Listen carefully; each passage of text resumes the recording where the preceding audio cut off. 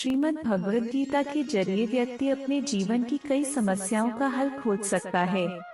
दरअसल गीता में महाभारत युद्ध के दौरान कुरुक्षेत्र में भगवान श्री कृष्ण को जो उपदेश दिए थे वह सभी गीता में बताए गए हैं। श्रीमद् भगवद गीता पवित्र ग्रंथों में से एक है। गीता में ज्ञान, भक्ति और कर्म योग को बहुत ही अच्छे ढंग से समझाया गया है। तो आइए जानते हैं गीता के दूसरे अध्याय का महत्व। इस अध्याय में अर्जुन अपने सम्मुख उत्पन्न स्थिति का सामना करने में स्पष्ट रूप से अपनी असमर्थता को दोहराता है और युद्ध करने के अपने कर्तव्य का पालन करने से मना कर देता है। तत्पश्चात वह औपचारिक रूप से श्री कृष्ण को अपना आध्यात्मिक गुरु बनाने और जिस स्थिति में वह स्वयं को पाता है उसका सामना करने के लिए उचित मार्गदर्शन प्रदान करने की प्रार्थना करता है। परम प्रभु उससे कहते हैं कि आत्मा जो शरीर के नष्ट होने पर भी नहीं मरती, कि अमृतत्व की शिक्षा देकर दिव्य ज्ञान प्रदान करते हैं। आत्मा एक जन्म से दूसरे जन्म में उसी प्रकार से शरीर परिवर्तित करती है जिस प्रकार से मनुष्य पुराने वस्त्र त्याग कर नए वस्त्र धारण करता है। इसके पश्चात श्री कृष्ण सामाजिक दायित्वों के विषय की ओर आगे बढ़ते हैं। वे अर्जुन को स्मरण कराते हैं कि धर्म की मर्यादा हेतु योद्धा के रूप में युद्ध लड़ना उसका कर्तव्य है। वे स्पष्ट करते हैं कि किसी के द्वारा अपने नैतिक कर्तव्यों का पालन करना एक पुण्य का कार्य है जो स्वर्ग जाने का द्वार खोलेगा, किंतु कर्तव्यों से विमुख होने से केवल तिरस्कार और अपयश प्राप्त होगा। लौकिक स्तर पर अर्जुन को प्रेरित करने के पश्चात श्री कृष्ण गहनता के साथ कर्मयोग के ज्ञान पर प्रकाश डालते हैं। वे अर्जुन को फल की आसक्ति के बिना निष्काम कर्म करने की प्रेरणा देते हैं। फल की कामना से रहित कर्म करने के विज्ञान को वे बुद्धि योग या बुद्धि का योग नाम देते हैं। बुद्धि का प्रयोग मन को कर्मफल की लालसा करने से रोकने के लिए करना चाहिए। इस चेतना के साथ संपन्न किए गए कर्म बंधन युक्त कर्मों से बंधन मुक्त कर्मों में परिवर्तित हो जाते हैं। अर्जुन दिव्य चेतना में स्थित मनुष्य के लक्षणों के संबंध में जानना चाहता है।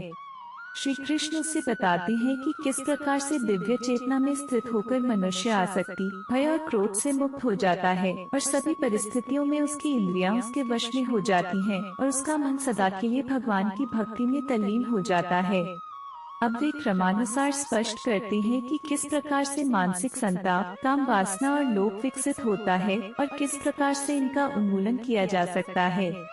संजय ने कहा, करुणा से अभिभूत, मन से शोकाकुल और अश्रुओं से भरे नेत्रों वाले अर्जुन को देखकर श्री कृष्ण ने निम्न वर्णित शब्द कहे। परमात्मा श्री कृष्ण ने कहा, मेरे प्रिय अर्जुन, इस संकट की घड़ी में तुम्हारे भीतर यह विमोह कैसे उत्पन्न हुआ? यह सामान्य लोगों के अनुकूल नहीं है। इससे उच्च लोगों की प्राप्ति नहीं होती अपितु अपयश प्राप्त होता है। हे पार्थ, अपने भीतर इस प्रकार की नपुंसकता का भाव लाना तुम्हें शोभा नहीं देता। हे शत्रु विजेता, हृदय की तुच्छ दुर्बलता का त्याग करो और युद्ध के लिए तैयार हो जाओ। अर्जुन ने कहा, हे मधुसूदन, हे शत्रुओं के दमन करता, मैं युद्ध भूमि में कैसे भीष्म और द्रोणाचार्य जैसे महापुरुषों पर बाण चला सकता हूँ जो मेरे लिए परम पूजनीय है। ऐसे आदरणीय महापुरुष जो मेरे गुरुजन हैं, को मारकर सुखपूर्वक जीवन व्यतीत करने की अपेक्षा तो भीख मांगकर इस संसार में जीवन निर्वाह करना अधिक श्रेयस्कर है। यदि हम उन्हें मारते हैं तो उसके परिणाम स्वरूप हम जिस संपत्ति और सुखों का भोग करेंगे वे रक्तरंजित होंगे। हम यह भी नहीं जानते कि इस युद्ध का परिणाम हमारे लिए किस प्रकार से श्रेयस्कर होगा, उन पर विजय पाकर या उनसे पराजित होकर। यद्यपि उन्होंने धृतराष्ट्र का पक्ष लिया है और वे युद्ध भूमि में हमारे सम्मुख खड़े हैं, तथापि उनको मारकर हमारी जीवित रहने की कोई इच्छा नहीं होगी।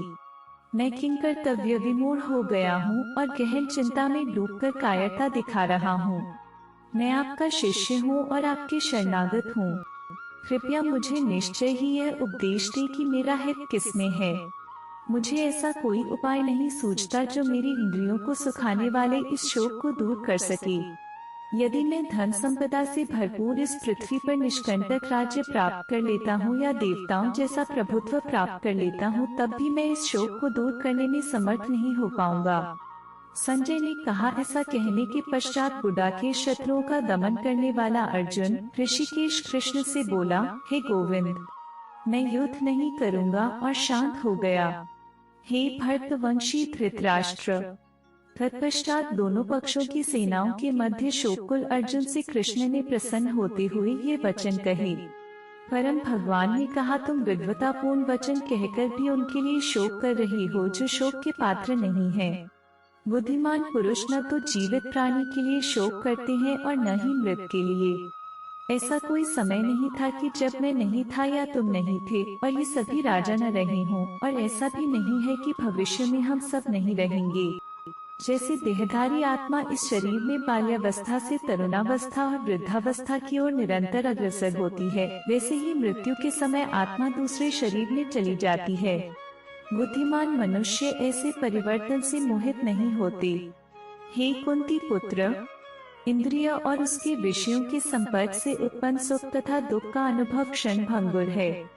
ये स्थायी न होकर सर्दी तथा गर्मी की ऋतुओं के आने जाने के समान है। हे भरतवंशी, मनुष्य को चाहिए कि वह विचलित हुए बिना उनको सहन करना सीखे। हे पुरुषों में श्रेष्ठ अर्जुन, जो मनुष्य सुख तथा दुख में विचलित नहीं होता, इन दोनों परिस्थितियों में स्थिर रहता है, वह वास्तव में मुक्ति का पात्र है। अनित्य शरीर का चिरस्थायित्व नहीं है और शाश्वत आत्मा का कभी अंत नहीं होता है। तत्वदर्शियों द्वारा भी इन दोनों की प्रकृति के अध्ययन करने के पश्चात निकाले गए निष्कर्ष के आधार पर इस यथार्थ की पुष्टि की गई है। जो पूरे शरीर में व्याप्त है, उसे ही तुम अविनाशी समझो। उस अनश्वर आत्मा को नष्ट करने में कोई भी समर्थ नहीं है। केवल भौतिक शरीर ही नश्वर है और शरीर में व्याप्त आत्मा अविनाशी, अप्रमेय तथा शाश्वत है। अतः हे भरतवंशी, युद्ध करो। वह जो यह सोचता है कि आत्मा को मारा जा सकता है या आत्मा मर सकती है, वे दोनों ही अज्ञानी हैं। वास्तव में आत्मा न तो मरती है और न ही उसे मारा जा सकता है। आत्मा का न तो कभी जन्म होता है, न ही मृत्यु होती है, और न ही आत्मा किसी काल में जन्म लेती है और न ही कभी मृत्यु को प्राप्त होती है। आत्मा अजन्मा, शाश्वत, अविनाशी और चिरनूतन है। शरीर का विनाश होने पर भी इसका विनाश नहीं होता। हे पार्थ, वह जो यह जानता है कि आत्मा अविनाशी, शाश्वत, अजन्मा और अपरिवर्तनीय है, वह किसी को कैसे मार सकता है या किसी की मृत्यु का कारण हो सकता है? जिस प्रकार से मनुष्य अपने फटे पुराने वस्त्रों को त्याग कर नए वस्त्र धारण करता है, उसी प्रकार मृत्यु होने पर आत्मा पुराने तथा व्यर्थ शरीर को त्याग कर नया शरीर धारण करती है। किसी भी शस्त्र द्वारा आत्मा के टुकड़े नहीं किए जा सकते, न ही अग्नि आत्मा को जला सकती है, न ही जल द्वारा उसे गीला किया जा सकता है और न ही वायु इसे सुखा सकती है। आत्मा अखंडित और अवनशील है, इसे न तो गीला किया जा सकता है और न ही सुखाया जा सकता है। यह आत्मा शाश्वत, सर्वव्यापी, अपरिवर्तनीय, अचल और अनादि है। इस आत्मा को अदृश्य, अचिंतनीय और अपरिवर्तनशील कहा गया है। यह जानकर हमें शरीर के लिए शोक प्रकट नहीं करना चाहिए। यदि तुम यह सोचते हो कि आत्मा निरंतर जन्म लेती है और मरती है, तब ऐसी स्थिति में भी, हे महाबाहु अर्जुन, तुम्हें इस प्रकार से शोक नहीं करना चाहिए। जो जन्म लेता है उसकी मृत्यु निश्चित है और मृत्यु के पश्चात पुनर्जन्म भी अवश्यंभावी है। अतः तुम्हें अपरिहार्य के लिए शोक नहीं करना चाहिए। हे भरतवंशी, समस्त जीव जन्म से पूर्व व्यक्त रहते हैं, जन्म होने पर व्यक्त हो जाते हैं और मृत्यु होने पर पुनः अव्यक्त हो जाते हैं। अतः ऐसे में शोक व्यक्त करने की क्या आवश्यकता है? कुछ लोग आत्मा को एक आश्चर्य के रूप में देखते हैं, कुछ लोग इसे आश्चर्य बताते हैं और कुछ इसे आश्चर्य के रूप में सुनते हैं, जबकि अन्य लोग इसके विषय में सुनकर भी कुछ समझ नहीं पाते। हे कुरुवंशी, जो इस मार्ग का अनुसरण करते हैं, उनकी बुद्धि निश्चयात्मक होती है और उनका एकमात्र लक्ष्य होता है, लेकिन जो मनुष्य संकल्पहीन होते हैं, उनकी बुद्धि अनेक शाखाओं में विभक्त रहती है। अल्पज्ञ मनुष्य वेदों के अलंकारिक शब्दों पर अत्यधिक आसक्त रहते हैं, जो स्वर्गलोक का सुख भोगने के प्रयोजनार्थ दिखावटी कर्म कांड करने की अनुशंसा करते हैं और जो यह मानते हैं कि इन वेदों में कोई उच्च सिद्धांतों का वर्णन नहीं किया गया है। वे वेदों के केवल उन्हीं खंडों की महिमा मंडित करते हैं जो उनकी इंद्रियों को तृप्त करते हैं, और वे उत्तम जन्म, ऐश्वर्य, इंद्रिय तृप्ति और स्वर्गलोक की प्राप्ति के लिए आडंबरयुक्त कर्मकांडों के पालन में लगे रहते हैं। सांसारिक सुखों में मन की गहन आसक्ति के साथ उनकी बुद्धि ऐसी वस्तुओं में मोहित रहती है, इसलिए वे भगवत प्राप्ति के मार्ग पर अग्रसर होने के हेतु दृढ़ संकल्प लेने में असमर्थ होते हैं। वेदों में प्रकृति के 3 गुणों का वर्णन मिलता है। हे अर्जुन, प्रकृति के इन गुणों से ऊपर उठकर विशुद्ध आध्यात्मिक चेतना में स्थित हो जाओ। परम सत्य में स्थित होकर सभी प्रकार के द्वैतों से स्वयं को मुक्त करते हुए भौतिक लाभ, हानि और सुरक्षा की चिंता किए बिना आत्मलीन हो जाओ। जैसे एक छोटे जलकूप का समस्त कार्य सहजता से सभी प्रकार से विशाल जलाशय से तत्काल पूर्ण हो जाता है, उसी प्रकार समान रूप से परम सत्य को जानने वाले वेदों के सभी प्रयोजन को पूर्ण करते हैं। तुम्हें अपने निश्चित कर्मों का पालन करने का अधिकार है, लेकिन तुम अपने कर्मों का फल प्राप्त करने के अधिकारी नहीं हो। तुम स्वयं को अपने कर्मों के फलों का कारण मत मानो और न ही अकर्मा रहने में आसक्ति रखो। हे अर्जुन, सफलता और असफलता की आसक्ति को त्याग कर तुम दृढ़ता से अपने कर्तव्य का पालन करो। यही संभाव योग कहलाता है। हे अर्जुन, दिव्य ज्ञान और अंतर्दृष्टि की शरण ग्रहण करो। फलों की आसक्ति युक्त कर्मों से दूर रहो, जो निश्चित रूप से दिव्य ज्ञान में स्थित बुद्धि के साथ निष्पादित किए गए कार्यों से निष्कृष्ट हैं। जो अपने कर्मफलों का भोग करना चाहते हैं, वे कृपण हैं। जब कोई मनुष्य बिना आसक्ति के कर्मयोग का अभ्यास करता है, तब वह इस जीवन में ही शुभ और अशुभ प्रतिक्रियाओं से छुटकारा पा लेता है। इसलिए योग के लिए प्रयास करना चाहिए, जो कुशलता पूर्वक कर्म करने की कला है। संबुद्धि युक्त ऋषि मुनि कर्म के फलों की आसक्ति से स्वयं को मुक्त कर लेते हैं, जो मनुष्य को जन्म मृत्यु के चक्र में बांध लेती हैं। इस चेतना में कर्म करते हुए वे उस अवस्था को प्राप्त कर लेते हैं जो सभी दुखों से परे है। जब तुम्हारी बुद्धि मोह के दलदल को पार करेगी, तब तुम सुने हुए और आगे सुनने में आने वाले इस लोक और परलोक के भोगों सबके प्रति उदासीन हो जाओगे। परम प्रभु श्री कृष्ण कहते हैं, हे पार्थ, जब कोई मनुष्य स्वार्थयुक्त कामनाओं और मन को दूषित करने वाली इंद्रिय तृप्ति से संबंधित कामनाओं का परित्याग कर देता है और आत्मज्ञान को अनुभव कर संतुष्ट हो जाता है, तब ऐसे मानव को दिव्य चेतना में स्थित कहा जा सकता है। जो मनुष्य किसी प्रकार के दुखों में क्षुब्ध नहीं होता, जो सुख की लालसा नहीं करता और जो आसक्ति, भय और क्रोध से मुक्त रहता है, वे स्थिर बुद्धि वाला मनीषी कहलाता है। जो सभी परिस्थितियों में अनासक्त रहता है और न ही शुभ फल की प्राप्ति से हर्षित होता है और न ही विपत्ति से उदासीन होता है, वही पूर्ण ज्ञानावस्था में स्थित मुनि है।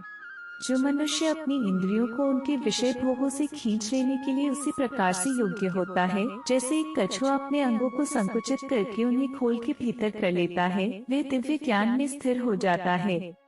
इंद्रियां इतनी प्रबल और अशांत होती है कि वे विवेकशील और आत्मनियंत्रण का अभ्यास करने वाले मनुष्य के मन को भी अपने वश में कर लेती है। क्रोध निर्णय लेने की क्षमता को क्षीण करता है, जिसके कारण स्मृति भ्रम हो जाता है। जब स्मृति भ्रमित हो जाती है, तब बुद्धि का नाश हो जाता है और बुद्धि के नष्ट होने से मनुष्य का पतन हो जाता है। लेकिन जो मन को वश में रखता है, वह इंद्रियों के विषयों का भोग करने पर भी राग और द्वेष से मुक्त रहता है और भगवत कृपा प्राप्त करता है। भगवान की दिव्य कृपा से शांति प्राप्त होती है, जिससे सभी दुखों का अंत हो जाता है और ऐसे शांत मन वाले मनुष्य की बुद्धि दृढ़ता से भगवान में स्थिर हो जाती है। लेकिन असंयमी व्यक्ति का अपने मन और इंद्रियों पर नियंत्रण नहीं होता, न ही उसकी बुद्धि दृढ़ होती है और न ही उसका मन भगवान के चिंतन में स्थिर हो सकता है। जो अपने मन को भगवान में स्थिर नहीं करता, जिसके बिना शांति संभव नहीं और शांति के बिना कोई कैसे सुखी रह सकता है।